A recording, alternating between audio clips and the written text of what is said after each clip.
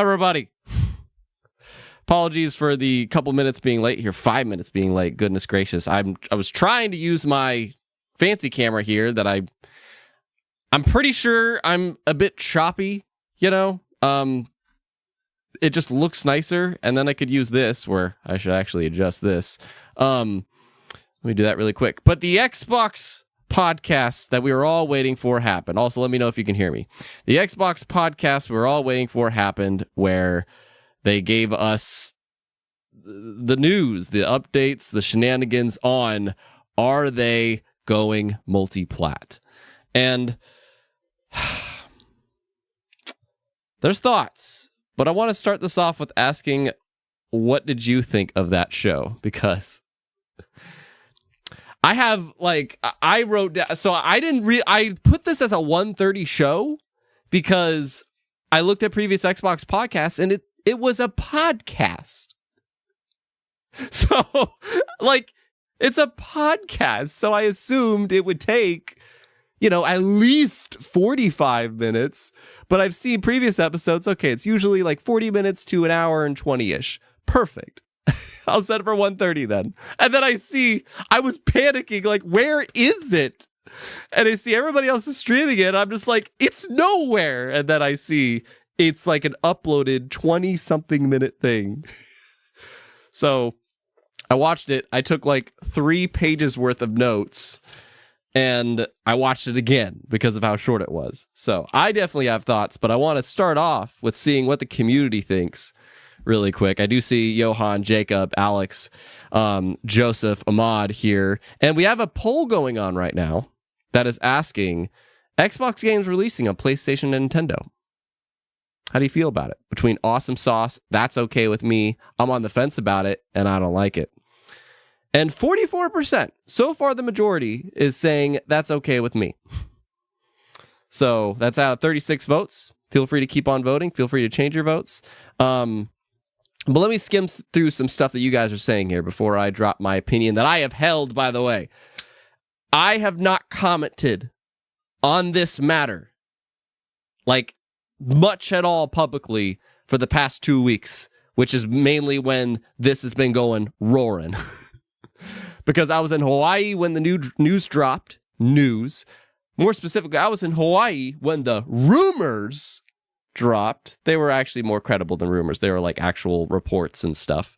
So I was enjoying my vacation.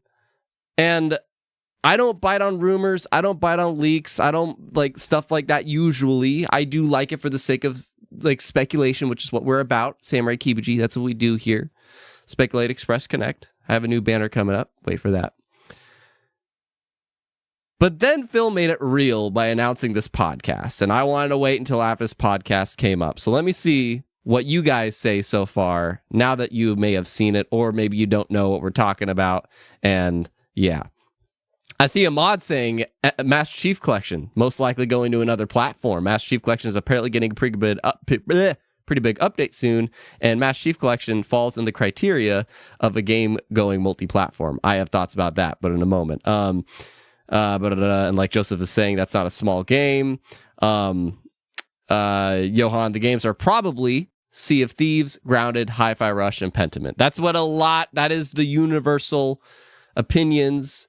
Carolina, no Starfield or Indiana Jones to PlayStation. Exactly what I expected. Hello, Carolina.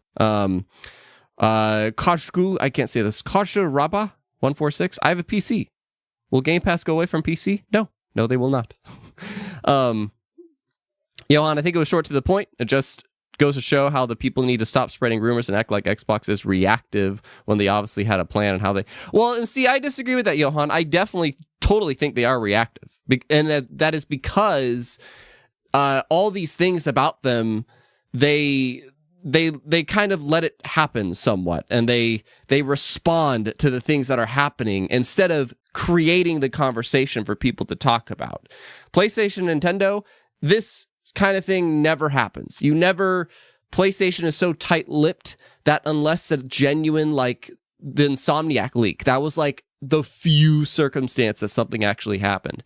Nintendo, it's all speculation. There's not any kind of big reporters actually releasing like, hey, this is from Jeff Grubb or Tom Warren, all these people, it happens the most to Xbox. And in that way, I definitely think they are reactive.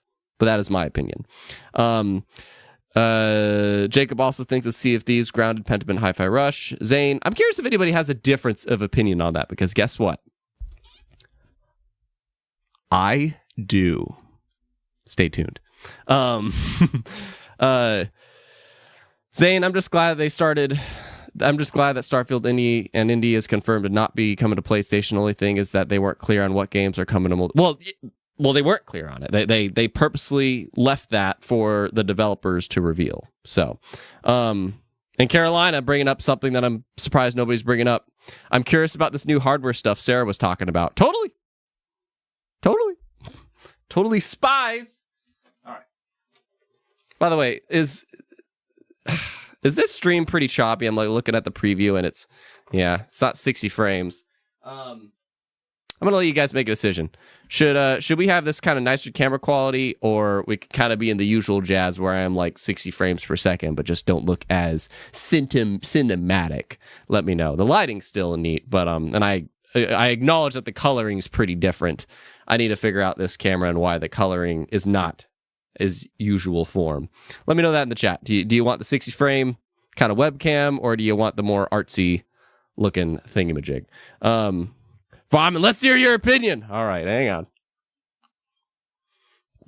The opinion that you've kept tight-lipped for 2 weeks. And Alex has a good shout out. I see Alex saying, did you have time to read the Tom Warren's interview on Phil Spencer? Yeah, if you don't know, Tom Warren has a really good article on Phil Spencer, and I think I have it somewhere here. I shared it just before the stream so I could reference it. But yeah, he has like an interview with Phil Spencer that are going over other things that weren't in the show. And it's pretty insightful. So I skimmed it, Alex. I didn't have much time to go over it because I was skimming it. But nobody cares about the camera? ? All right, so Phil just unleashed Thanos on them insiders, basically. Okay. How do I hit this? Let me just say, when I first heard, you're a bit orange, I know. Current camera's good. All right, well, yeah, I don't know what's with the color on this, Alex. I was trying to figure it out, and I can't figure it out. When I first heard about this rumor,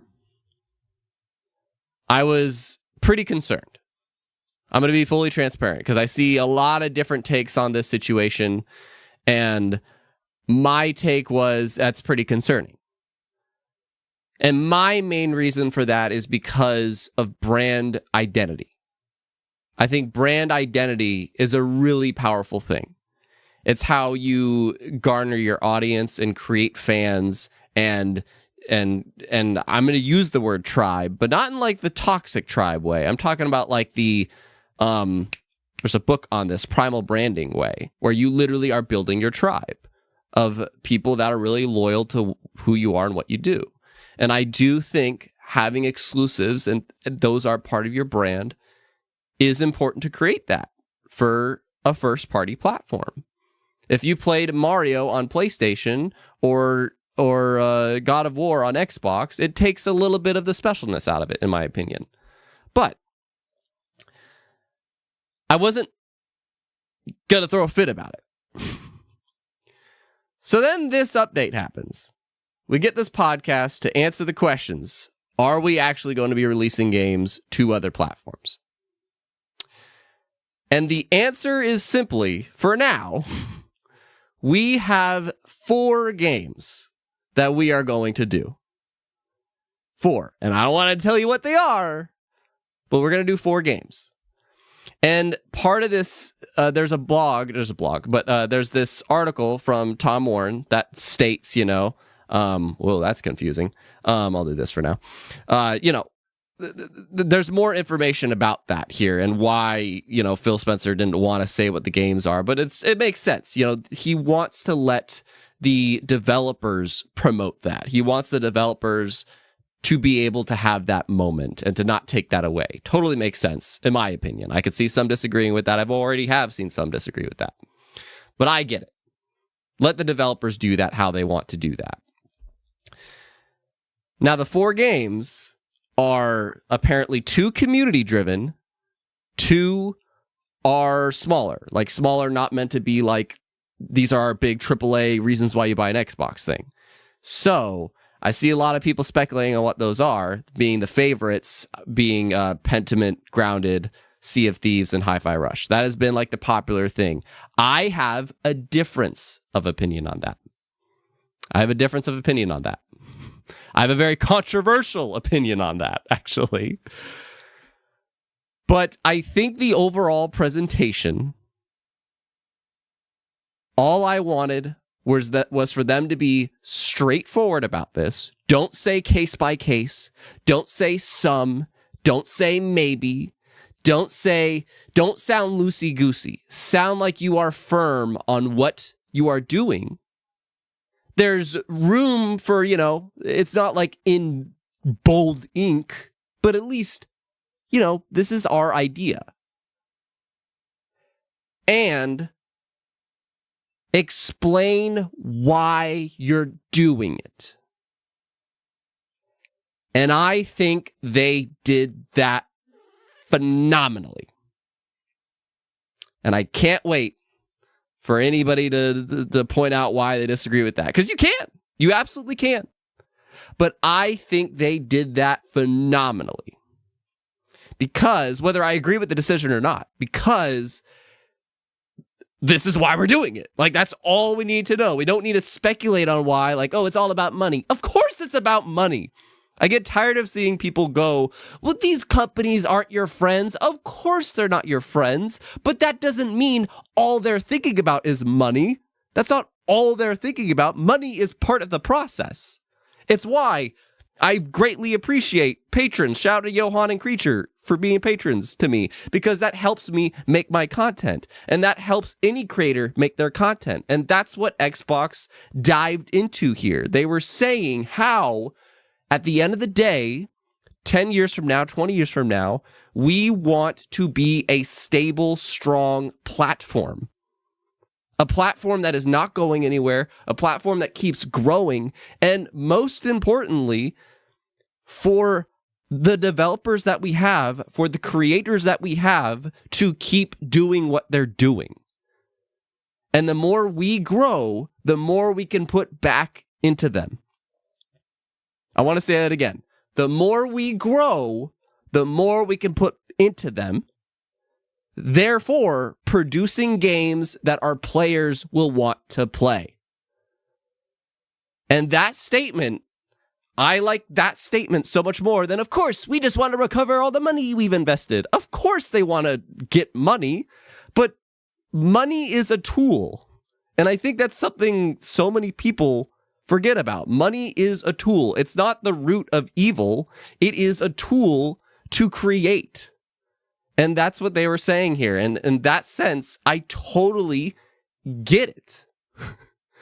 I'm not saying I 100% agree with it, but I can at least fully understand.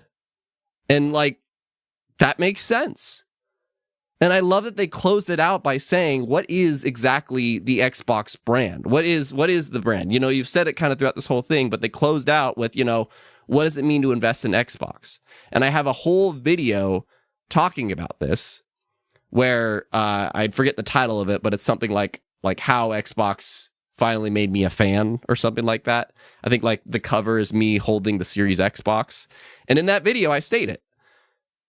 I think what Game Pass did is it makes me feel like I am investing in a platform. I am investing in this idea where if I'm an investor, I get all the day one releases that this platform is making. And that's my privilege as an investor. And I want to keep putting into this platform because they are doing that. And the more people that are investing, then the more we get from it. But it's just about them making money. Money is a tool to create. And there was a moment also that Phil said during this that we had two choices. We either figure out, and they're two totally fair choices. The two choices are, we either focus on the people that we have.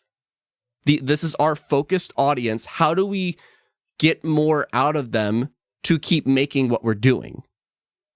Or we can reach out, try to expand beyond our base audience to see if we can grow our brand that way. And they chose the latter. And not only did they choose the latter, that is the latter that they have been doing for the past few years. And it seems like they're not going to back off of it. And I think these 4 releases are them dabbling into that idea. And I think they all explained it very well. And they basically kind of sold me on the idea too, where it reminded me of my reason that I kind of became an Xbox fan is because I like the idea of investing in a platform that is providing to me, the investor.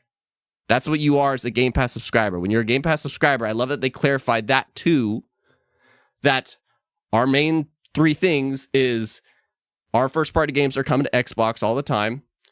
Our Game Pass subscribers get games day one. And as it stands, Game Pass is only available to Xbox. And I love that they clarified that. And that is still the thing that you get as that investor and what you are doing if you're into the Xbox brand. So I overall was really content with how they did all this. I have more thoughts. I have things like, what are the 4 games? There is also a mention of Diablo 4, finally, and other things. But that is what I thought of that presentation. So what do you think? What do you think? That is my ramble. And I did record that in my little suite here to maybe make a video out of it. We'll see. Creature, humans will always want more resources. Money is a great one. Money is a resource. It is a resource. It is absolutely a resource. That's why I told the patrons lately I'm trying to put their money back into the channel in ways of like I'm doing rebranding. I had some new YouTube banners designed. I have a piece of art of me that I'm not sure what to do with. I have somebody testing out making thumbnails for me right now. I did a little giveaway, finally sent out that box, and it's like I want to use that money to kind of invest back in the community, but also YouTube coaching. I have a YouTube coach now. I am trying to use that money to grow the brand. I am trying to use that money to grow the brand now that I don't have to use it to simply survive. Anonomi, have you seen the video? Yep, that's what we're talking about. Duke, these gaming execs aren't your friends. Tim Dog could bust do a million particles. I hate that statement, dude. Of course they're not your friends. Of course they're not. But that doesn't mean they can't have your interest at heart. It's not like they only do it for the sake of money. There's more to it than that. I see a mod saying, for those who said MCC is not one of the games because MCC is not a live service, they never said that it would be live services. They said community-driven. Keywords. Ahmad is pointing out something very important. Community-driven. I do not think Master Chief Collection is more community-driven than other titles that they have released. But yes, that was the phrase they used. Not live service, but community-driven. Duke Togo, that would be hilarious if pre-patch Redfall, Pentiment, Voodoo, Sensory Remastered, and Bleeding Edge are the 4 games. Right, games that are totally past. Fox, I think Hi-Fi Rush is going to be Xbox exclusive, though. They can prove me wrong. Revive Sand, lol, the major Xbox games. Isaiah Jackson, feels like a waste of money to have an Xbox because we all know it's not going to be just the 4 games. It starts with the 4, but it'll soon be all of them. Isaiah has a key statement here. Isaiah is like saying something good. It's just the 4 games for now. Phil emphasized that. Like, it's not going to, this isn't the floodgates of us publishing to PlayStation, Nintendo. He clarified that very well. But these 4 games, and there's like a Tom Warren article that kind of teases this too, is potentially the test run. They've already done test runs, though, with, letting Psychonauts 2 still run multi-platform, keeping Minecraft multi-platform, releasing Ori. Ori games are a great example. But These 4 games are a dip in the pond, if you will, just to see how it goes. And those that think like, oh, people were panicking over just the 4 games, keep in mind that the 4 games could be just the beginning.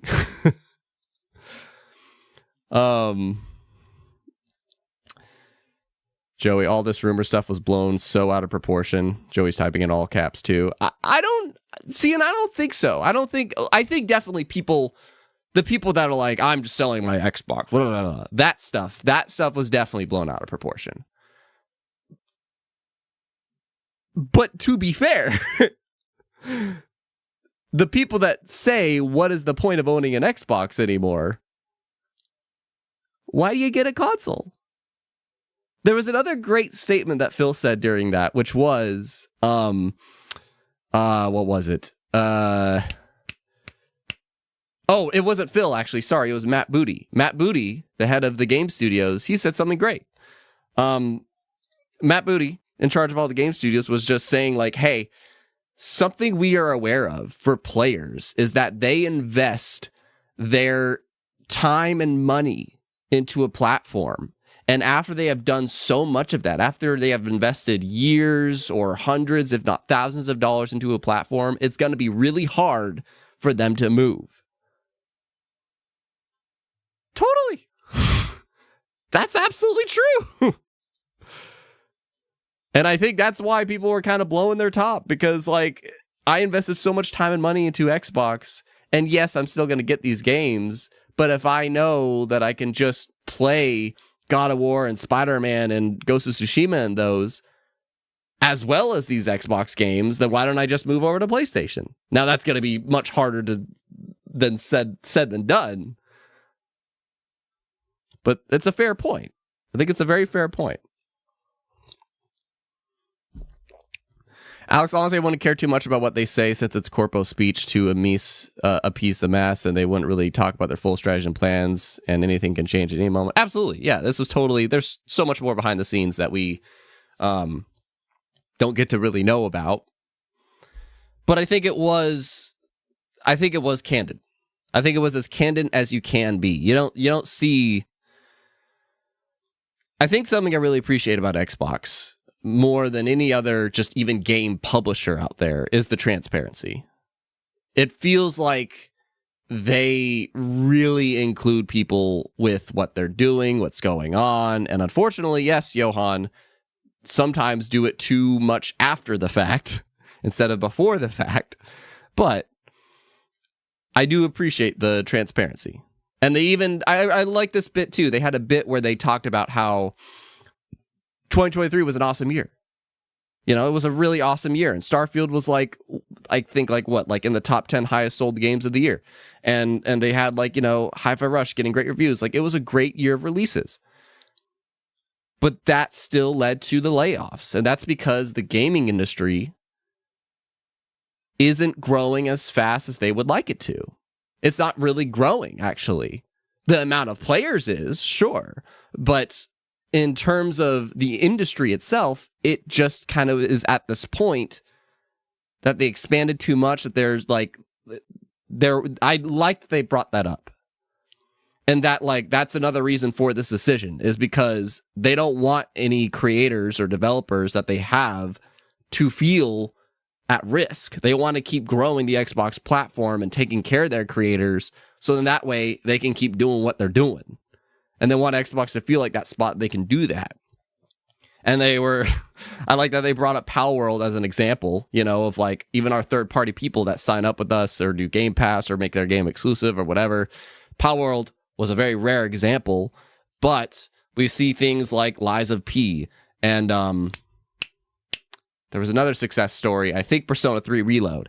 2 games that launched day one on Game Pass, aside from Pal World, that also managed to somehow sell over 1 million copies. They talk about that, and the part of that is because they help to give them the technology, they help to promote it, and blah, blah, blah. And they don't help in developing the game, of course, but just it helps in the publishing part of it. And so They just want any creators they work with to feel like Xbox as a brand is growing. It's not just going to stay in that slot that they have, I think, like 21 to 4 million consoles versus PlayStation's over 50 now, PS5s. They don't want brands or partners or their own developers to feel that way. They want them to feel like they are ever expanding. And so that's what I mean, man. Like, I have disagreements, but I get it. I absolutely get it. And if I was in that situation, as much as I would be reluctant about it, maybe it would be the correct choice. And I see Septic Sauce is here. You touch me, Gaz. You touch me. There's the clip. Brock Hater, it's pretty obvious they're planning to bring all games over, but as always, they are not upfront. Oh, 100%. I'm with Brock. It's like I said earlier, the 4 games, they are just dipping their toes in the pool. And if it works out well, and there was even a great part, I'll try to find it on this article, and I'm also going to fix up my, nope, not this one. Where is it? Where's my show streams one? Yeah, why do I have my camera there twice? That's weird. Oh, what in the world is going on with that? All right, I'm gonna open this article for you guys. Okay, sorry, I had some really weird camera troubles before the stream, man. I almost threw my freaking computer at a rock. Not a rock at my computer specifically, but there's this point in this article. Where is it? PlayStation. Yeah. So nope, not here. This one. I want to point this one out because this one's really powerful. In this article from Tom Warren from The Verge, where he basically has another interview with Phil Spencer, if you were curious. He goes, I want to go back to something you mentioned in the FTC versus Microsoft case.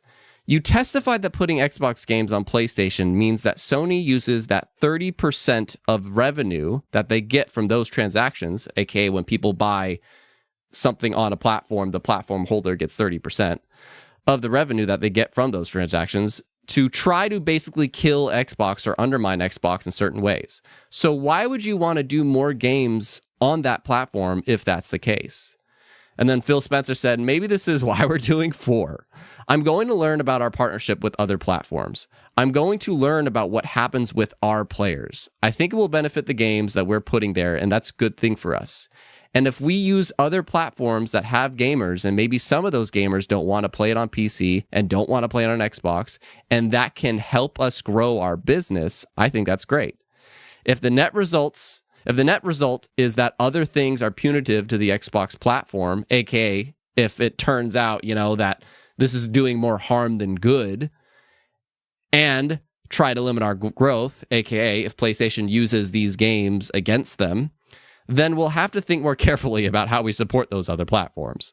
So that is an interesting statement, because that's true. That was a big part of the case, that they were literally saying PlayStation literally uses certain games that we publish there, which is a lot. That was another thing that was said here. Between Minecraft, Call of Duty, Diablo, certain Bethesda titles, Elder Scrolls, there's so much that we actually publish to PlayStation and Nintendo, especially PlayStation. And we don't want to back away from them.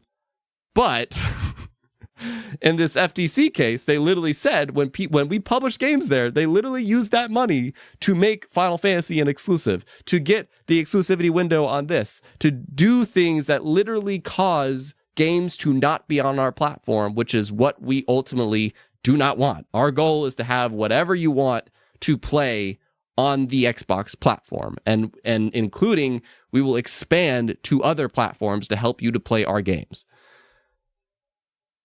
So we will see how the whole dabbling works, but I don't know. Let me see. Oh, I don't know. This might be interesting. Jacob, smaller things, which makes me think which would make me like that I'm invested in the Xbox ecosystem as dynamic backgrounds, profile pics. I mean, sure. The dashboard, if you will, Portal Player. Hello, good seeing you live. Well, hello, Portal Player. Hello.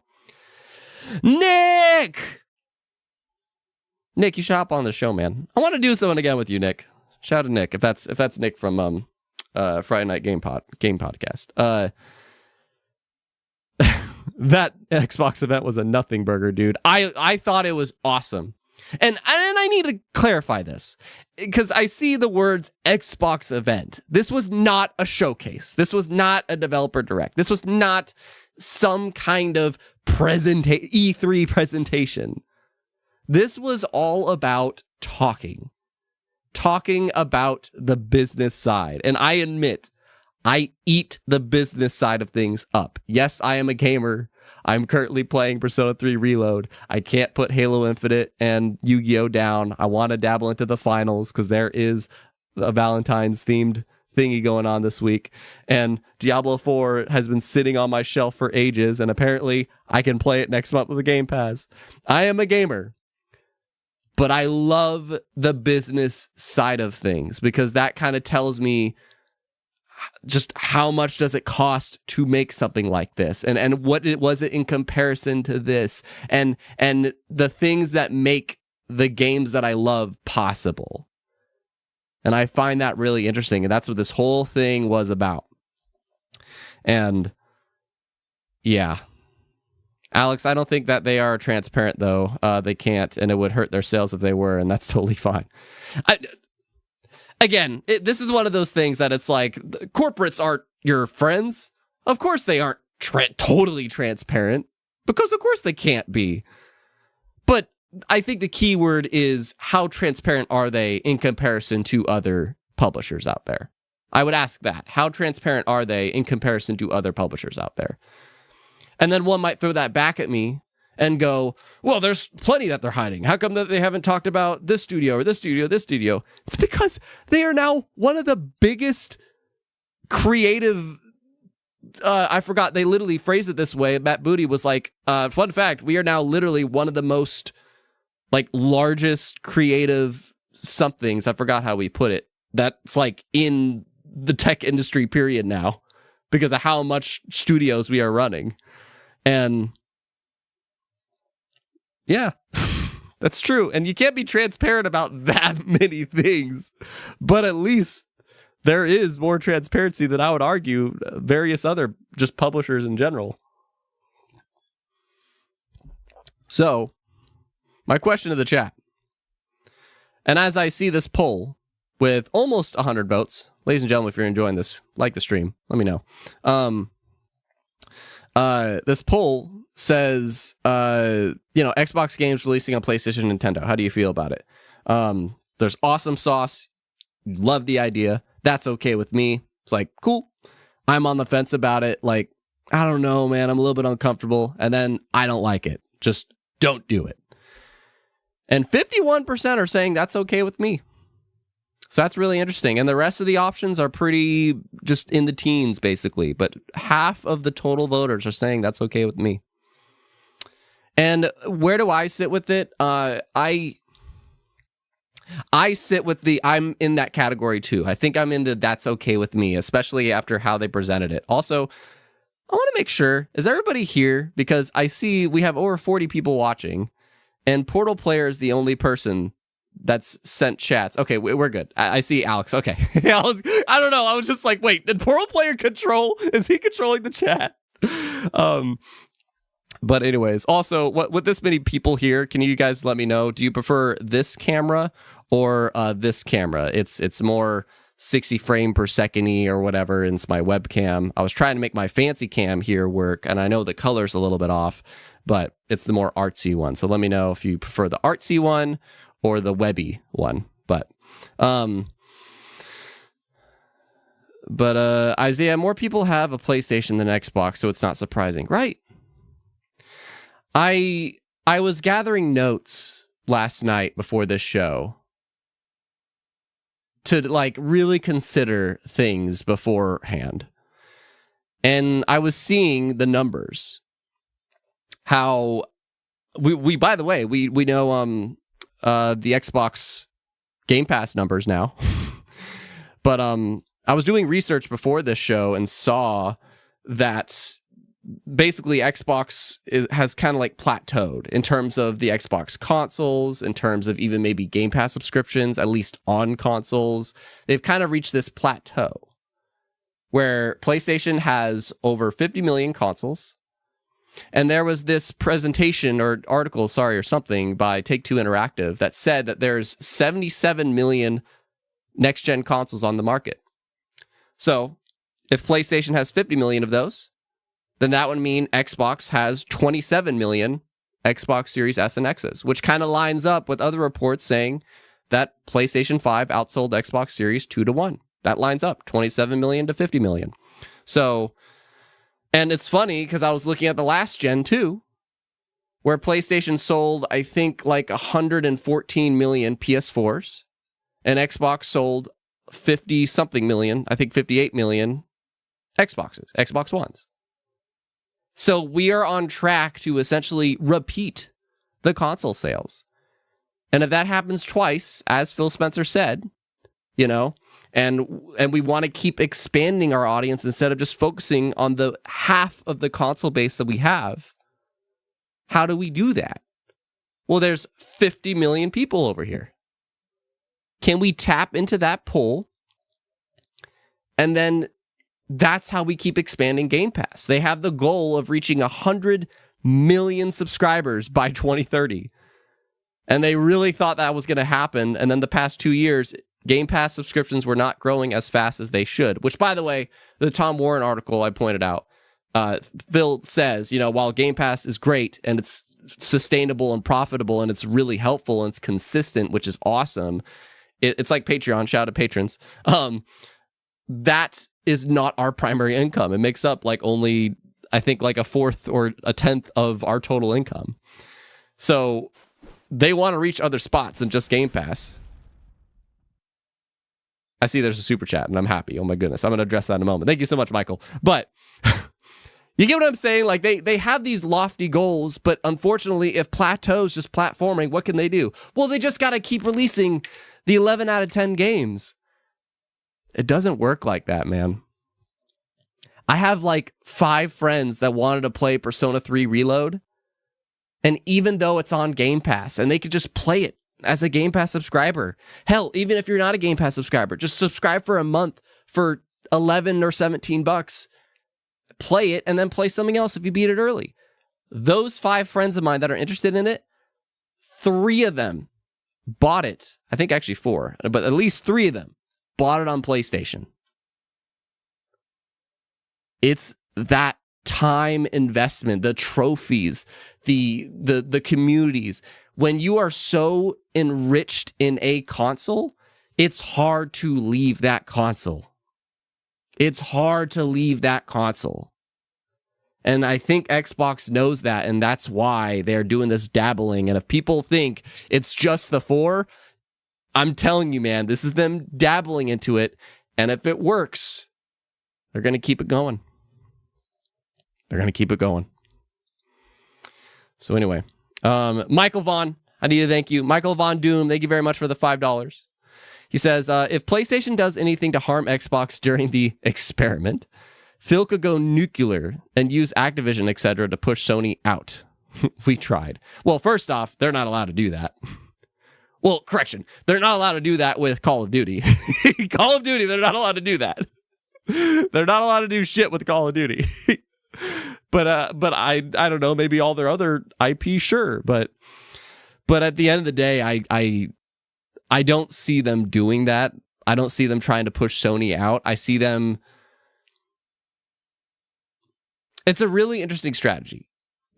Because I think at the end of the day, instead of Xbox trying to shut down other platforms that they might compete with, they're more so trying to think of how can they expand their platform instead of making people leave theirs. Sorry, leave others. How can we grow Xbox instead of making people leave PlayStation and Nintendo? I genuinely think that's their idea. They don't want people to leave PlayStation and Nintendo. They want to grow Xbox. And that is why they're thinking of using those other platforms, the over 100 million Switches, the over 50 million PlayStation 5s, to potentially reach them. So, I don't know. There's still a lot I haven't talked about. That was like a 20-minute podcast, but there's still a lot to talk about. I haven't even mentioned my 4 games. I have a different 4 games than what you all are saying. All right. Isaiah Jackson, if this ends up extremely successful, do you think they'll go third party?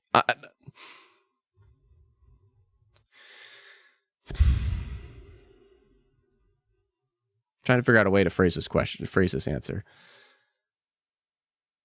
Xbox is already third party. Xbox is already third party. That's my answer to that question. They've published Psychonauts, Elder Scrolls. Well, not when they own them. They have Psychonauts, Elder Scrolls, Minecraft, Call of Duty, potentially Diablo, Doom, and now soon another 4 games. They're already a third-party publisher. And I say that because they are not primarily focusing on being multi-platform like EA or whatever, but they do publish on third-party platforms. So they are already third-party. Now, if you mean remove their hardware, no. And I appreciate that as part of this presentation too, which I haven't talked about that. Like, let's just talk about the hardware for a second. I really appreciate that a part of this presentation, the part of this podcast, was addressing the hardware. Are you still going to be a platform going forward? Is the hardware important? And Sarah Bond, the person that would be the person to answer that, is like, yeah, we're still going to make hardware. We have this is exciting. We have some holiday things to share with you about hardware. And we have a roadmap for our next-gen console, which, by the way, her words, is going to be the largest leap in technology of any console generation ever. That is a bold statement. But they're not abandoning hardware. And because of that, they even say their first-party developers, they want their developers to have that base, that the Xbox console is the base to your development. And we're still having more hardware in development. And because of that, they are still a platform holder, hence also a first party. That's kind of the answer to that scenario. So they're kind of both. They'll have their platform as a first party that they are going to provide to. And currently, first party is the only spot that you get the Game Pass advantage. But yeah.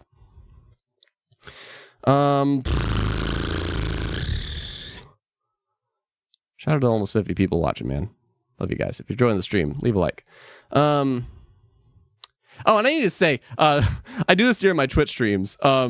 Michael Von Doom, MVP. Thank you very much for the support, sir. I need to do that during these YouTube live streams. I have a YouTube coach, FYI, and we're talking about how I can do these live streams more often. And I live stream to Twitch every Sunday. Fun fact, I play games on there. And on Twitch, whenever anybody does like a bid or drops a sub or becomes a patron or does a donation, I'm like MVP of the stream. And I need to do that with you guys because you guys are just as awesome. And yeah, so shout out to Michael Von Doom, MVP of the stream so far, for showing the support, man. So thank you very much. Oh, and not enough coffee. I still love that name. Not enough coffee brings up another good point. He says, if we can get another Hi-Fi Rush game, then this is worth it. That was another point that they were saying. Because they want to reach as many players as possible to keep growing not only their platform, but also how much is coming into the platform that they can reinvest in their creators and their IP and their properties, like sequels or spin-offs or just titles like that. That's literally the words that they said. And so, yeah, if Hi-Fi Rush is one of the games and it is successful, I'm pretty confident that, you'll see a Hi-Fi Rush 2. I want to scroll back because I was asking the camera question earlier and I didn't see what you guys said. Creature says art cam. William says give us the 60 cam. What does a 60 cam mean? Okay, I scrolled way back, but Damie said something earlier. Microsoft confirmed that there are 34 million Game Pass subs. Include Xbox Live Gold. They didn't say anything about Xbox Live Gold at all during that. So they didn't grow at all from 2022. 2022, they had 25 million subs. Towards the end of 2023, it was reportedly that they were just over 30 million, and now they're at 34. So 2022 was the last time we got an official number, 25 million. And this is the first time since 2022 that we have gotten an official number, 34 million. So, yeah. Game Pass has 34 million subs. I want to do, at some point, I want to do a math video about this. But let me see if I can shock and awe some people here. I want to try to do a thingy here. So, we're going to do some math. This is going to be a very quick preview to a video I really want to do. So, if there are 34 million subscribers to Xbox Game Pass, we don't know if that is Ultimate, we don't know if that is Core, we don't know if it's PC, we don't know the level. But let's just assume, they are all the base level. They are the $11 tier, the Core level, even though a lot of those people are probably Ultimate. But let's do a little bit of math here. So that is this much every single month. They get 374 million every single month from Game Pass. Okay? Remember how Spider-Man supposedly had like a budget of 300 million, or God of War and Last of Us had their budgets of like 220 or 250? Look at how much money that is every month. And that happens 12 times a year. And another interesting statement that Matt Booty said during this, I love that they had all three of them on. That was so perfect. But Matt Booty said that they have 10 major releases this year. Now, he included like the Diablo 4 expansion. So he's including expansions on that. So who knows what that means. But can we rule some things out? So there's Towerborn, Microsoft Flight Sim, Indiana Jones, Avowed, Hellblade, Aura History Untold. I'm missing something. Frick. What else? I'm forgetting ones. I know there's like one I'm like, for some reason, totally forgetting. But like, you know what I mean? So I'm like, let's say if I remembered what that other one is, that's 7. What are the other 3? I guess one of them is probably going to be Call of Duty. And they're clarifying one of them is Diablo. I don't know. I just thought that was interesting. Like, oh, there's 10 releases. And if we do that math, there's 10 releases. They make as much as Spider-Man 2 or 3's budget is in a single month. Now, there's going to be some that say, but that doesn't cover all the costs of everything else. You're right. And that's why the sales are 3 times that. I just am saying, I've done this in a previous Game Pass video. I want to do an updated version because they have like 30 studios now. But I'm just saying, the point of my video that I want to do is that Game Pass covers the baseline development. It doesn't cover everything. It doesn't cover the exclusive deals and blah, blah, blah, blah, but it at least covers the baseline development. But that'll be a video for another time. But that's a little sneak peek. And now we know, 34 million. But anyway.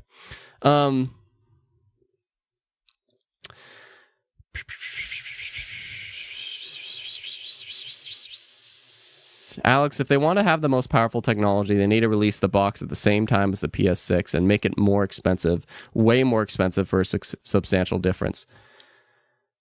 Why does that matter? I don't relate with that, Alex. I don't think, I think releasing it around the same time as the PS6 is what's going to happen. And that's also because they both will want to know what each other are doing. But anyway, Denny's, the cost of Game Pass is around $1 billion annually, but it makes more than $4 billion. Exactly. Like, I think it is more than $1 billion. All right. Let me do, because I love myself my math. Okay, so here's, again, a little sneak peek. So we know this number. This is how much Game Pass makes every month, okay? And that alone should tell you, that alone is more than enough to cover. But because there's supposed to be, let's say, at least four, right? They're not all going to have a $300 million budget, but let's say they all have a $250 million budget. They're supposed to be producing that much every year. I did that math wrong. Hang on. Delete this. That's wrong. There we go. We need million. There we go. Times 4. Okay.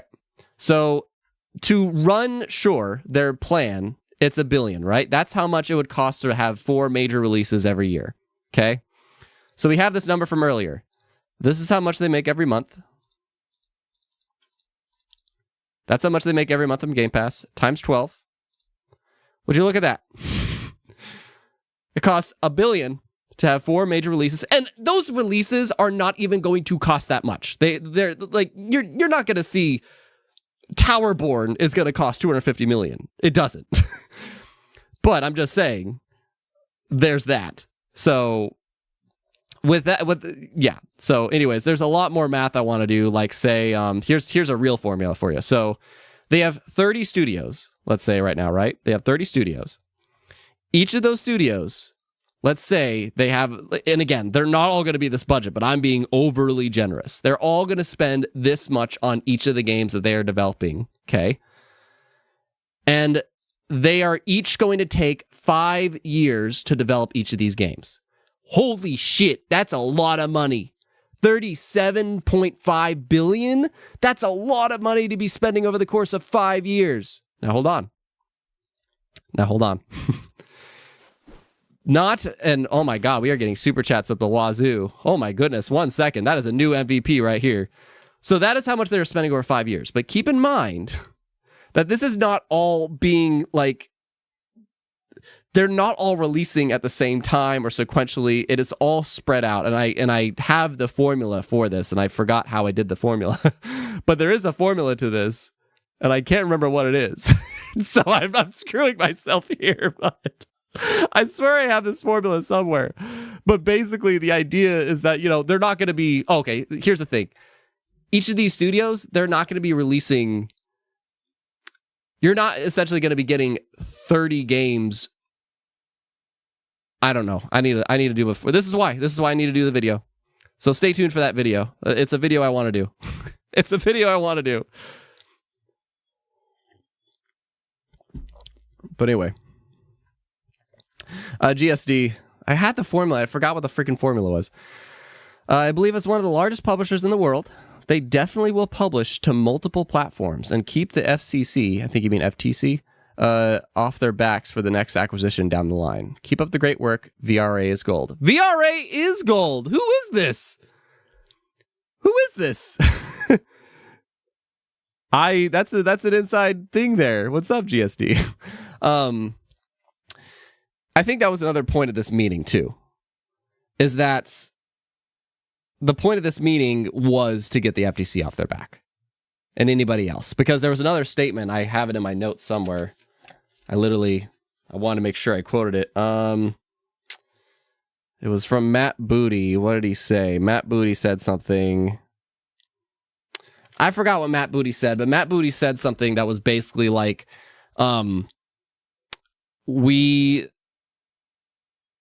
it was essentially just getting this idea out of people's minds that, we are not looking, it's like I said, we are not looking to shut out the competition. We are looking to expand into the competition. The competition are just other spots like Netflix uses. You don't have to watch Netflix. Xbox is looking to compete with Netflix, Google, and Amazon. That's the best way to put it. So yeah, they're doing this also to help get the... Oh, that's what it was. Matt Booty said that's what it was. Matt Booty said something because they were talking about like backwards compatibility and how that's still very important to them. And Matt Booty at some point said something like, we want teams that eventually join us We want teams that are eventually going to hop on with us to feel like we are taking care of them, kind of a thing, and that we have the platform for them to do by their means. They still want more. They still want more. So, Microsoft's preparing to purchase Pocket Pair. Yeah, maybe. Also, I think the stream is pretty far behind. I'm looking at like the preview, and it's pretty far behind. Denise, we learned that Immortals of Evadium cost around 120 million. Towerborn will never cost as much from the looks, but I get you. Yeah, that's what I mean. You know, like there are very few of those first-party titles that are going to cost as much as that freaking 250 million estimate. Portal Player, is Xbox in trouble if Sony releases a PS5 Pro and they wait 2 or 3 years for the next console? I don't think so. Because it's their new strategy, Portal Player. They'll be like, good. Thanks for expanding your platform. If you will let us publish our games on your platform and not be slimy about it, thanks. Because they can play our games on your platform. And that, I think that's the idea, is that like, and that's the part I think that, okay, I haven't talked about the worry that I have. The only worry I have about this whole strategy is the effect it has on competition. That is the only worry I have about this strategy that they have. That's it, literally. Otherwise, I don't think I care. I really don't. But I worry about the competition because if Xbox starts publishing their games to PlayStation, specifically PlayStation, because Nintendo's kind of like a different thing, but still a competitor, sure. But PlayStation will own the console market. Not entirely. It's like that Take-Two Interactive report said, you know, there's 77 million consoles. PlayStation has 50 million of them. And they will control the console market if Xbox kind of gives them the means to. Because why buy an Xbox when you could play both Xbox and PlayStation games on one system? That worries me a little bit. And when competition doesn't happen, then we don't get as many deals as the consumers. Developers don't feel a need to innovate as much. But I think what we'll be transitioning to, and as Phil Spencer said, we are in like 5 or 10 years, exclusives just aren't going to be a thing. Like 5 or 10 years from now, it's not in the immediate future, but like the next console generation will probably be the last generation that there really is console exclusives of whatever kind, if there even are. Because by then, we're going to transition to the content war. There's no longer going to be a console war. There's going to be a content war. Right? It's not going to be about Xbox consoles versus PlayStation consoles, which Xbox has already lost twice when you look at it that way. It's going to be about the games. And it's going to be about the subscriptions. It's going to be about PS Plus versus Xbox Game Pass. That's what it's going to be. Which service do you want to be on? Disney Plus? I ask you this in the chat. Or HBO Max? Which of those two services, if you can't have both, which one are you going to spend more of your time on? And which one might you just tune in and out for a particular show, but shut it off for the rest of the year? But you're always going to keep this one running. I think that is where we are going to transition to, because whichever of those you lean to, that's probably going to determine whichever console you get. If it's on all the consoles, then sure. But I think at the end of the day, people are going to start identifying with that as a brand. And that's what's going to be the platforms going forward. And PlayStation's already talking about it. PlayStation, there was a report. It's not even a report. It's like a direct statement that they freaking said, especially after Helldivers 2 being such a success as it was. If you don't know, Helldivers 2 is the newest PlayStation Studios game. People refuse to acknowledge freaking Rise of Ronin, Stellar Blade, and Helldivers 2 as first party, but they are. And as a PlayStation release from as a first party game, they released it day and date on Steam, and it got tons of sales. And the COO or whatever said publicly, he's like, yeah, that's kind of the shit. It's happening. That's where we're transitioning to. That's why this is a very important conversation we're having today. So anyway. I love this. I love hanging out with you guys, by the way. This is so much fun.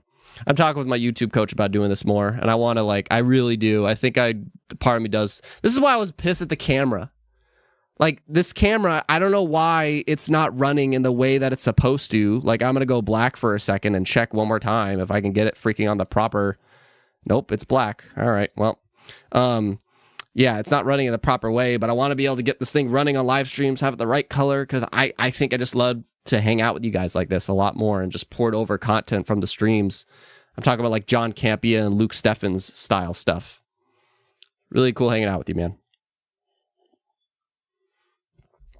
And yeah, Alex said it great. It seems like Microsoft isn't interested in competing with Sony anymore. Exactly. They're not. I really don't think they are. Alex, can we speculate about the 10 games Matt Booty was talking about? Well, I already listed them. So here, I'll try to make this more visual so I can keep track. Let's see. So Matt Booty said during that whole shebang that there is going to be not by the way, he didn't say 10, he said more than 10. Okay, so Matt Booty said over 10 major releases in 2024. So what are those 10 releases? We know Towerborn, we know Microsoft Flight Sim 2024, Avowed, Hellblade 2, Indiana Jones. He listed Diablo 4 expansion as one of them, so expansions are a part of it. Ara History Untold. What am I missing? I think there's got to be a Call of Duty. I think Call of Duty is supposed to. I'll put question marks though. There's supposed to be a Call of Duty game, but I'm forgetting something, right? What am I forgetting? I feel like I'm forgetting something. And it's not freaking Visions of Mana. Don't you dare say Visions of Mana. But what am I forgetting? Starfield expansion.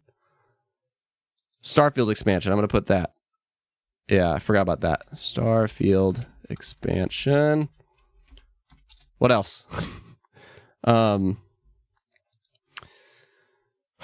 Nick, thank you for coming by, man. I really appreciate our talk. Plug it in, Nick, if that's from Friday Night Gamecast. He and I had a great conversation about Outer Wilds. I got to gush with him about that as like my favorite indie game of all time. I don't know if you search that on Spotify and you guys might find it, but it's a great talk. Let me skim up. And I want to correct something here because Isaiah Jackson says something, which, by the way, drop what you think is that like 10th and beyond major releases from Xbox this year. But Isaiah says, I don't think so. Microsoft is $1 trillion company. Microsoft is. We're going to keep that in mind. Microsoft is. And PlayStation is $1 billion one. They can definitely make a more powerful console and PS can't. Oh, you're talking about the hardware situation. I want to emphasize that because Microsoft is $1 trillion company, that doesn't mean that Xbox is $1 trillion company. That doesn't mean Xbox is $1 trillion company. Now, something interesting in the Tom Warren article that I've plugged a couple times is what was said? Frick. There was a point that was like really I can't remember what the point was, but there was something about the $1 trillion-ness, but basically consumer.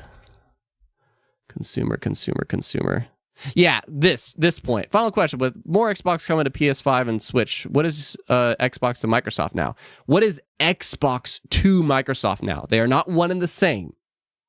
Xbox is a part of Microsoft. And this statement, Xbox is our gaming platform and content business. Xbox is our gaming platform and content business.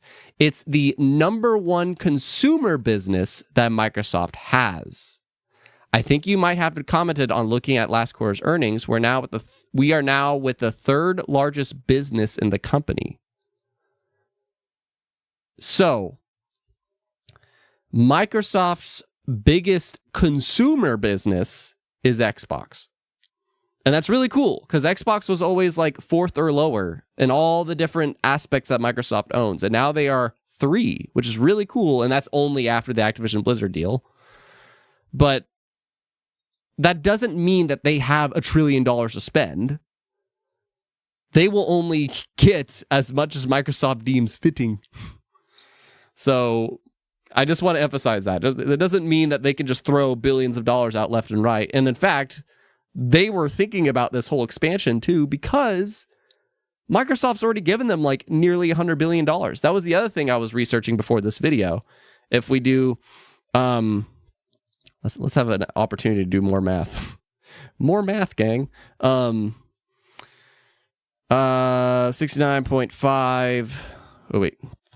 Sure, we'll just stick with billions, okay? So these are billions, okay? So 69.5 on ABK. 7.5 on Bethesda. And I believe 2.5 on Minecraft. And 116 million on Ninja Theory. And let's just say another billion or whatever on every other studio they've got, you know. They're approaching $100 billion that Microsoft has given them to expand on all these things. When we also looked into earlier, they've given them this much, over 80 billion, to expand their studios. And they spend this much. Let's just add that, you know. 37.5. Yeah, 37.5. They spend this much every 5 years on development when they only make like 4.5 billion every year from Game Pass. Microsoft is giving these guys a lot of money already. So they are not like an infinite bank account. They want to see return. And I can almost guarantee you that they were part of this conversation. Anyway, yeah, Satya Nadella sets the daddy budget. Yes, he sets the budget. All right, let me see what you guys were saying about the 10th option. My head and voice hurts. Vision Man had already been confirmed, not coming to Game Pass. That was just the biggest lead in the console. I think it's really What about Gears of War Collection? I mean, Gears of War Collection, that's very speculative, but I think that's what I mean. Like, oh wait, Dennis says, oh, the Laser Lotus game with, sorry, I just saw we were black or something. The Laser Lotus game with 32 players. What are you talking about? Laser Lotus? Lotus? What are you talking about? I don't know what you're talking about. Okay. But yeah, we don't know what that 10th or 11th or whatever game is, but for now, this is really, so they said over 10 major releases. What is number 10? What is number 11? What are you talking about, Matt? What are you talking about? All right, but anyway. Kibiji loves math. Calculator will be game of the year. I love math. I love math. I love math. Fun fact, I was a mortgage loan officer for a little bit, and that was the only part of that job I liked, was doing the math. Does he qualify? Doing all the math about it. Undisputed Nerd, Xbox is dead. Microsoft gaming will live on, but the Xbox is definitely dead. Well, Xbox is not going to die, because as that article was just I was just showing, that is their consumer, that is Microsoft's consumer brand. We're not going to see Microsoft gaming. We're not going to see Microsoft Game Pass. Xbox is the consumer brand. And And if you take any marketing class, you will know that brand identity is very important. And shifting that brand identity, people will not be on board and their numbers will go down. Yeah, but it's not that important. It's not that important, but it is going to stop it from growing. And Microsoft don't want to do that. They will let the Xbox label stay because they want the money to keep coming. So, Nick, do we think the Gears of War collection remaster is a possibility for the near future? I guess I'll put it. That's two of you that have said it. I'll put it. Gears of War collection. I'm skeptic, man. I don't. Okay, Alex, Kibiji. Xbox doesn't spend $35 billion in development over 5 years. At best, it's $250 million times 30. Yeah, you are correct. But it's more, probably way less than that on dev. Where did I get that math from? Alex is right. Where did I get that math from? What did I do? 250 million times 30 studios. Oh, I see what I did. I multiplied it. Okay, yeah, the 250 million is what's spent over 5 years. That's what I did. Okay. And that's where the formula is. Thank you, Alex. Okay, so yes. Thank you, Alex. Yes. So, okay, I see where I messed up. I multiplied it by 5 because I was like, by 5 years. But in reality, this is the total budget. Okay, this is the total budget. There we go. Thank you, Alex. I was like, where did I mess up? And then, okay, let's actually make this. Okay, so what do they spend every year?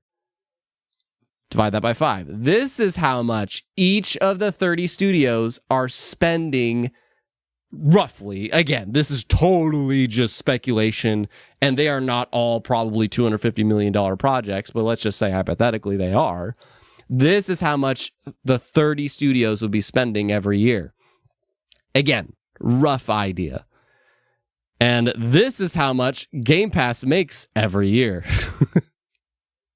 So it's not even half of what Game Pass makes. I'm telling you, man.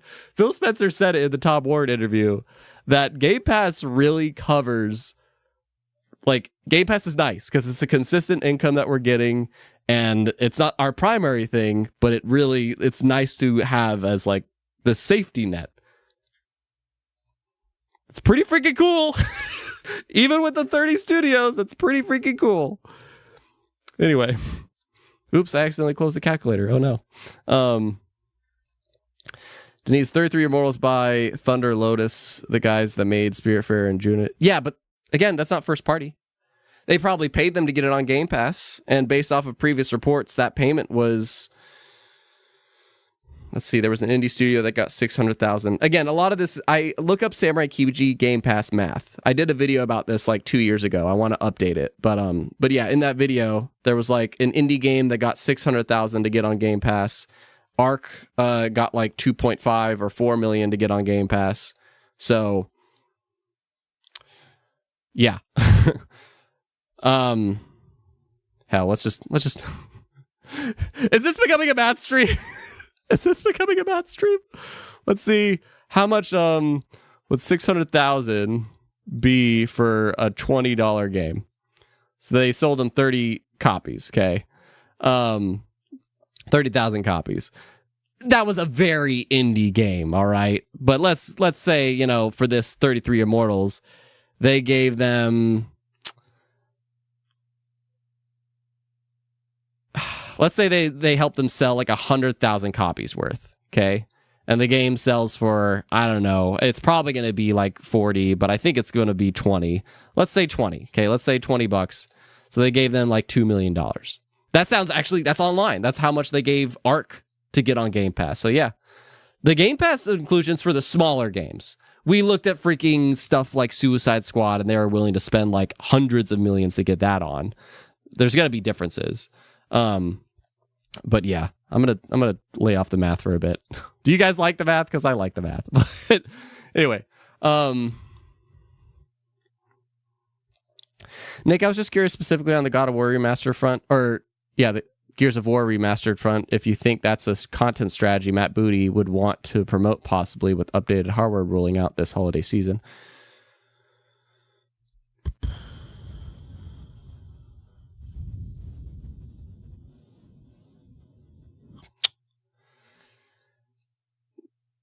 well, I don't think that's like a full-on strategy the way you phrased it, Nick. I personally can't picture that happening, like it being a full-on strategy. I don't see that happening personally, because it's already kind of been this passive strategy, you know, like for free, we're going to make the series version of Doom Eternal. Here's a kind of remaster, sort of remake of Quake 2, and here's a same thing for Age of Empires 2. They're kind of already doing that, and they already did the Gears of War remaster way back in the day. I think it's just a strategy that they kind of dabble in, you know, but it's not like they don't want a main release to be a remaster. That doesn't seem like that's something that they're about right now, but anyway.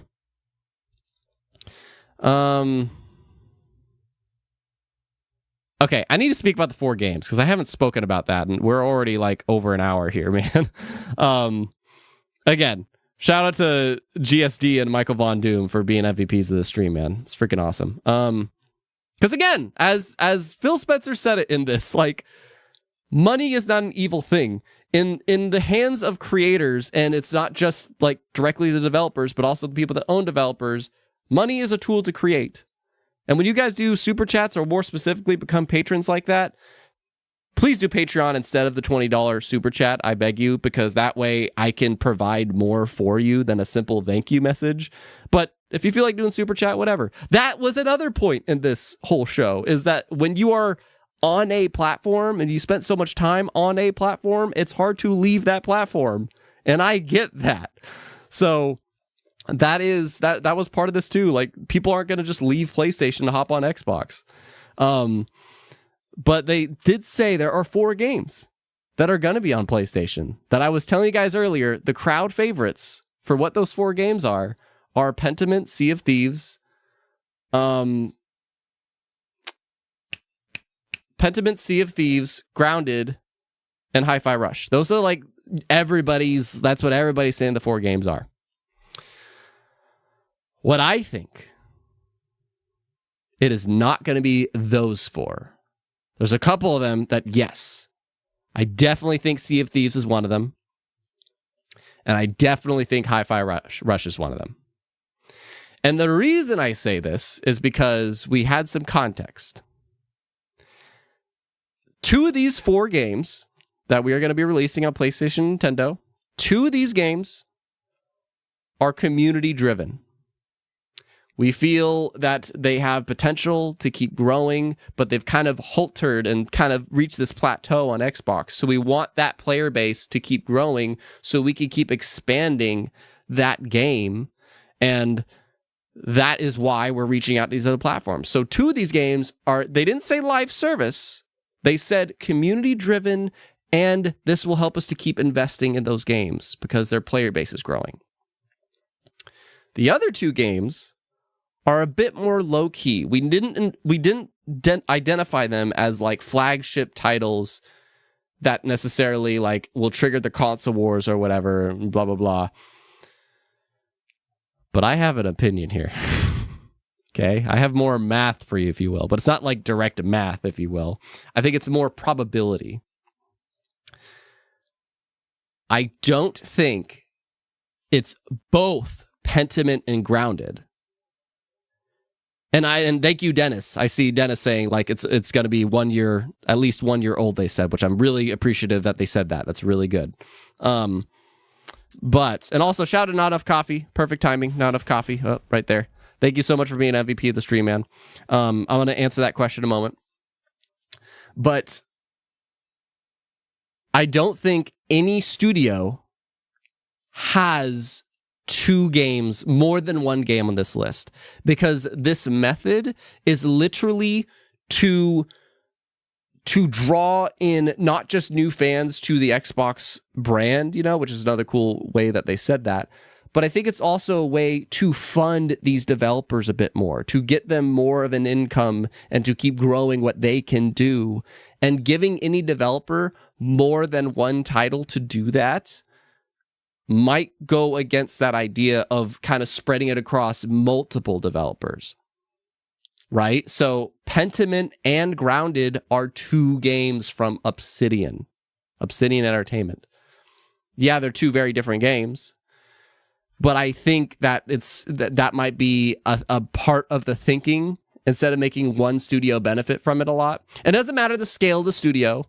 You know, it doesn't have to be a super small. Well, you're saying a super small team? No. I'm just saying, like, from a studio. And we want to help funding that studio by getting one of their games. As they said, a developer wants their game on as many platforms as possible, or to more specifically, as many players as possible. So I think Obsidian only gets one of those games, either Grounded or Pentiment. I personally think Pentiment is more realistic. And it also makes sense, too, because it is, as he said, it is a more low-key game. It is a more, it's not a flagship of Xbox kind of a thing. So I think Pentiment makes sense. It's over a year old. It's almost 2 years old now. Well, not quite, but it's over a year old. I think Hi-Fi Rush makes sense for Tangoed Gameworks as the other game, where it's not super AAA or whatever. It's not the flagship. Those are the 2 games that he meant for that category.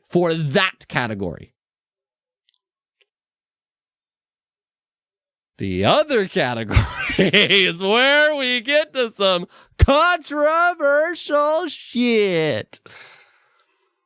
One of them is definitely Sea of Thieves. It was in the talks. It is over 6 years later. And key thing, it's a game that runs on Xbox One. So this game actually could run on PlayStation 4. That would blow the player base like crazy. So not only on PS5, but potentially also on PS4. Maybe they want to make it easier for the developers and be like, you just do PS5. That's fine. But yeah, Sea of Thieves, I definitely think is one of them, and that would be for Rare. Freaking finish Everwild, please. This will help them finish that. And they also had this fun tweet that was like, roses are red, violets are blue. And people were like, is this an analogy for the console situation? The other community-driven game.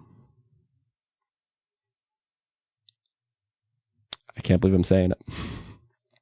It's not Master Chief Collection, man. It was released over a year ago. And the game's finally complete. They might make the Halo multiplayer. The free-to-play Halo Infinite multiplayer. Oh my god. Is this the part that you expect me to say, just kidding? I'm not kidding. I'm not kidding. Hear me out, okay? Now wait, before you raise your pitchforks, wait. Hear me out. So, and I say this as the person, Halo is my favorite game franchise of all time. I freaking love this bitch. And it is the face of Xbox. And it would be weird for it to be on another system. I said that earlier. It would be weird to play God of War or Mario on another system. But they had plans for Infinite, and I just did a video about this too. Go watch that. And in that video, I say that Infinite has the potential to become the next Roblox now that it's finally done. And it's kind of reached all the players that it can on Steam and Xbox. And the only way to get them back is for a significant event to happen to significantly raise not just the player base, but the word of mouth. And the only way to do that is, what's this? A free-to-play game that's going to come to a system that has over not just the 50 million players, but again, just like Sea of Thieves, another thing it has in common with that is it runs on Xbox One. Just like Sea of Thieves, it runs on Xbox One. So not only do you reach the PS5 players, you reach the over 100 million PS4 players, if they still are there, you know? And it's a free-to-play game that is basically a Roblox-like Halo game, a Fortnite-like Halo game that you could just create whatever the hell you want, and it is entirely keywords that Phil said, community-driven.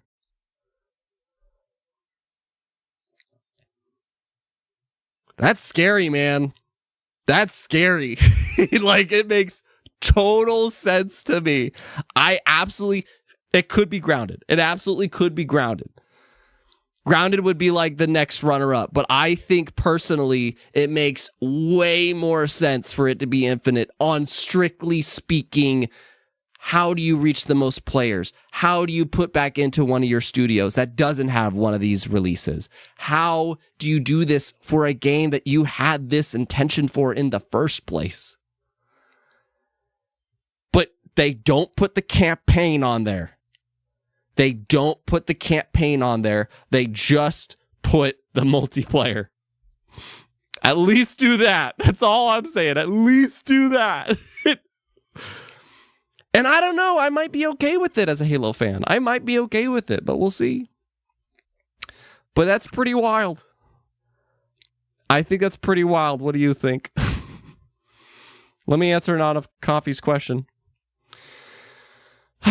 Not Of Coffee, thank you very much for the $5 super chat.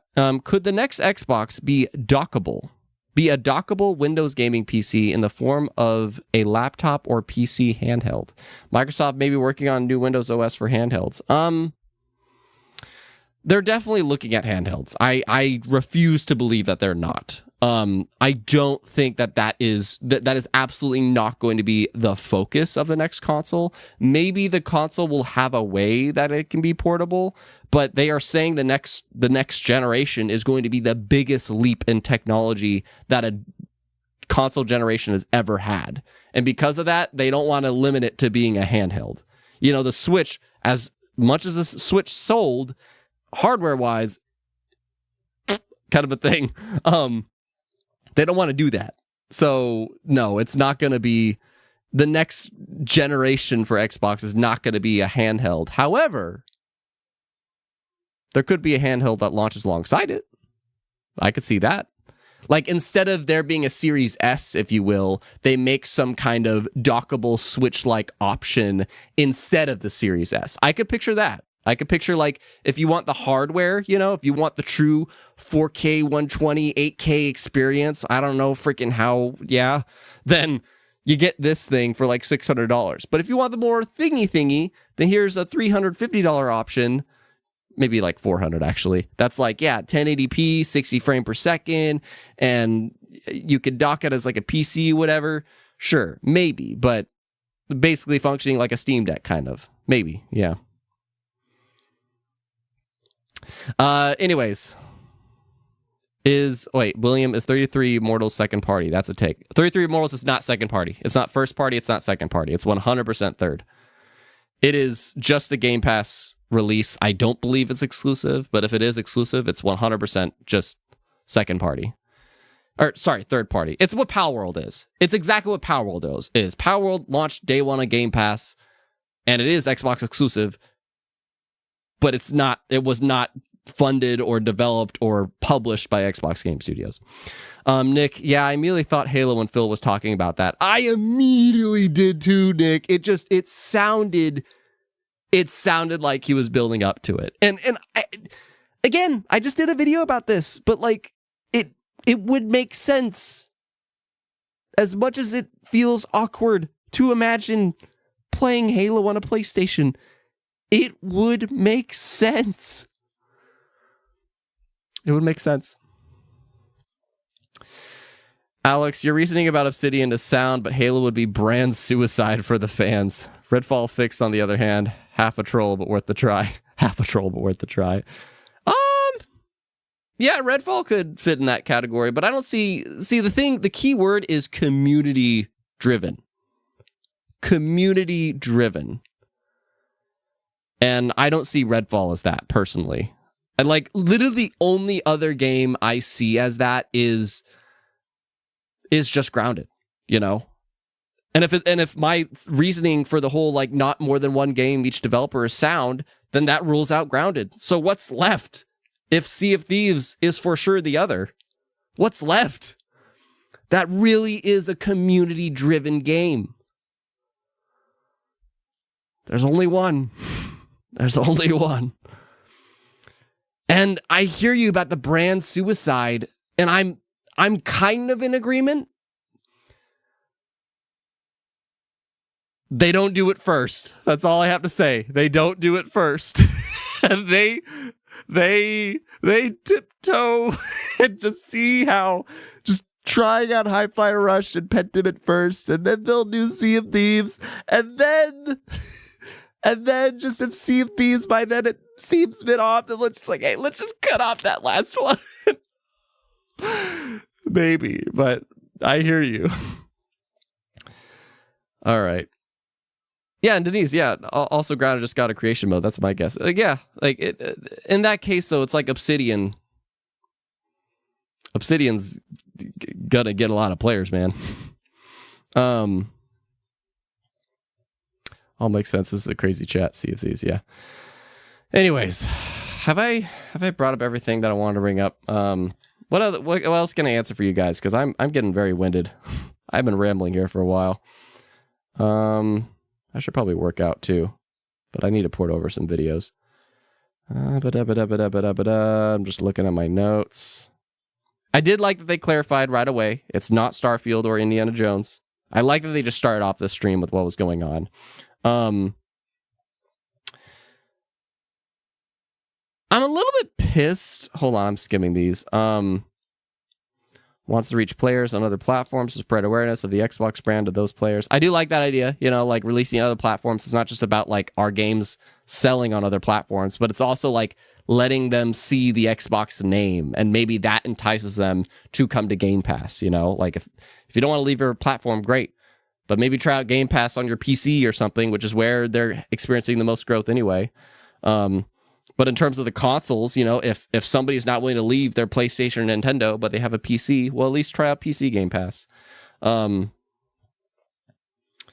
everyone plays, we all win. That's been our strategy for a long time, and it has, and they intend to keep going with it. Again, the Roblox and Fortnite comparison. I did like this. Matt Booty clarifying like the 3 pillars that we know for a fact going forward. Game Pass releases day 1. I love that they confirmed that, because I think I saw some people debating like, oh, maybe this is where they announced that they're going to have a different tier of Game Pass or whatever. No. They start off Game Pass. If you are a Game Pass subscriber, day 1 releases. 2, all of our first party games are coming to Xbox. Every first party game we have is at least going to be on Xbox. Will it be exclusive? We'll see. And then 3, Game Pass only exists on Xbox platforms, aka the console and PC. But in terms of consoles, the only console that has Game Pass is Xbox, and I like that they clarified that. Oh, and I have the note here. Matt Booty said, as we bring more teams into the Xbox family. Diablo 4, March 28th. I did not talk about that. Diablo 4 on March 28th. It's finally time, man. It's finally freaking time. They reminded everybody about the Xbox Play Anywhere. Buy a game once, and you can play it on both Xbox and PC. Have you done the Xbox Play Anywhere? Say that in a complete sentence if you have, because I feel like I've tried that before and it didn't work, but that's still cool. Games being popular is some. I think I'm gonna skim through all these, but just basically say I did like that the main focus is that what they were preaching, which is you and me as players should always be rooting for the creator's success. And that was a very fair point. It shouldn't be about the brand loyalty. It shouldn't be about waving flags. It shouldn't be about brand suicide. It should be about how do we make the creators as successful as possible to keep making us better games. And that's to increase their player base and their success. So I like that they reminded me of that. That's literally the reason why I'm so into actively being a Game Pass sub. Even if it's like a slow month, I still love what Xbox is doing, and therefore I never want to unsub to Game Pass because it feels like that is my way of being. That's essentially my way of being a patron to them. I know I can buy their games, and that's how I can be a patron and stuff, but I like just having the membership option. Like, that's the cool part about like Patreon and memberships and all that jazz, is because it's your way of never having to think about it, and it's just kind of running, and you're actively supporting somebody without even thinking about it. And I like that idea of just like, I want to keep funding this so that these hopefully, goes back into the creators, and the creators can keep making great games. I like that they phrased it in that way. And again, there's going to be, I don't know, hippies or liberals or something going, they got you. All they care about is your money. Cool, man. That's one way of thinking about it. All right. Answering questions before we skedaddle. Also, wait a minute. I think I got a tweet or something. I just now saw a message from Gaz. Do you want to go live? I just now saw this. Gaz, I just now saw a message from Gaz saying you want to go live. Whoops. Blah, blah, blah, blah, blah, blah. I'm lightheaded, man. Aliu, San Yang, so Kibiji, what games are you playing? I said it earlier. I am playing Persona 3 Reload. It's my first Persona game ever. Really enjoying it, man. It makes me think about like it's literally life, like, oh, I should strengthen this friendship and work here and all that because it'll make me stronger. And I'm like, this game is an analogy for life. But I really like it, man. I really like it, Persona 3 Reload. And I take my little multiplayer breaks with Halo Infinite, Yu-Gi-Oh! Master Duel, and I'm trying to get back into the finals this week. But yeah. Yeah, not enough coffee. Fans need to focus more on the games, not the console. And I think that's where Xbox is trying to take it. They're trying to make it much more about the games than the consoles. But they're still going to make great hardware if one wants it. I still think Denise says, I still think Killer Instinct would be a smart move, especially now that they have... Killer Instinct could be a cool move. That's actually a neat... Well, no, hold on. I guess that would go into the Xbox game publishing. Yeah, I guess I would go into the Xbox game publishing because I was going to say that's another one for Rare, but Rare just owns the IP, but they don't develop the title. So that's an interesting... That's kind of a second-party situation that I'm curious, yeah. Not enough coffee. I use Play Anywhere. It's the reason I have a gaming laptop today. Okay, so it works great.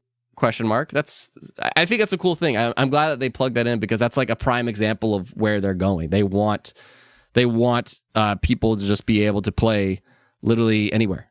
If somebody buys a game. Now imagine if that worked on like PlayStation or Switch. That'd be wild. This Brown Man, you think Jeff Grubb and Tom Warren reputations are ruined now? Not at all. They didn't leak. They didn't say anything that was not true. They didn't say anything that was not true. So I'm not sure about that. What gel do you use? Hang on.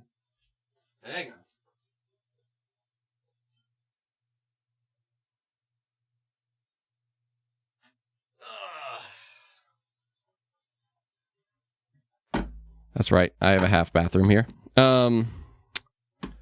My occasional one is this. This Groom styling fiber, but that depends on the day. Usually when my hair is this short, I use this American Crew. Focus? Question mark. Well, it's not focusing, but it's American Crew fiber cream. But when my hair gets longer, I freaking love this one. Focus? Question mark. Autofocus? Come on. Well, whatever. It's Pete Pedro Putty. I'm not sponsored by any of these people, but Pete Pedro Putty. I love this when my hair starts to get longer. There you go. How's the health of your chair? The health of my chair has been great ever since I got the standing desk. It's a little bit sad because we don't have that inside joke anymore, but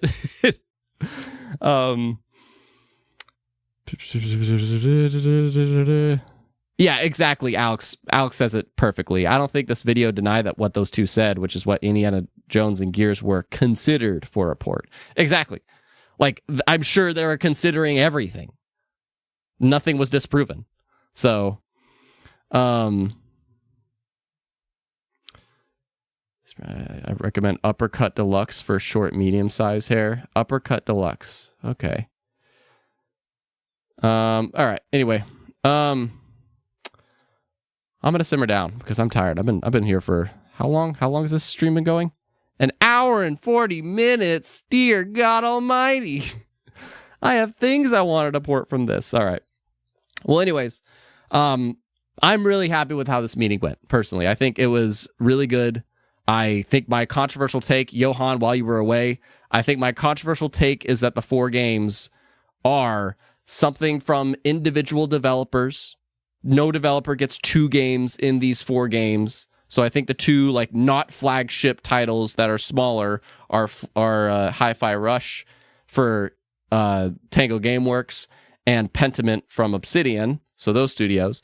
Then for the more community-driven games that they want to expand how many players that they are reaching, there's Sea of Thieves, which makes sense because it's on not only for the PS5 potentially, but also the PS4 because the game runs on Xbox One. That would be for Rare, and it's 6 years old. And the other controversial one is just like Sea of Thieves, running on Xbox One and Xbox Series, so they could reach PS4 and 5, being over 100 million players, and it's over a year old, and it's entirely community-driven at this point, and free-to-play, Halo Infinite.